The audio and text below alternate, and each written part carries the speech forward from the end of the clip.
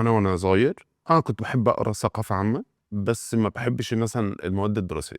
بكره النظري جدا بتاع الماث جدا. انا احب اديني مسائل واقول لك هحل ازاي.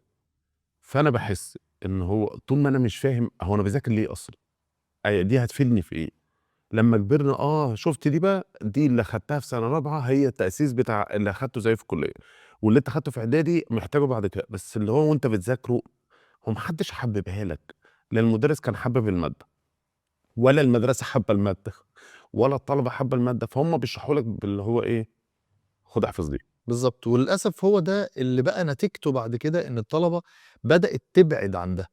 يعني واحنا بنشتغل في ساينس فاكتوري احنا بدانا نفكر باللي انت بتقوله ده ونشوف عكسه ايه. طب انا عشان احب الماده ما لازم اشتغلها بايديا، صح. علشان احب الماده ما هي لازم تكون حاجه عمليه، لازم تربطها لي بكل الحاجات اللي حواليا، بالحياه. بالحياه، علشان تقدر ان انت تستوعب الحاجات اللي انت بتقراها. هي مش معلومات مكتوبه في الورق. تمتع. واستمتع.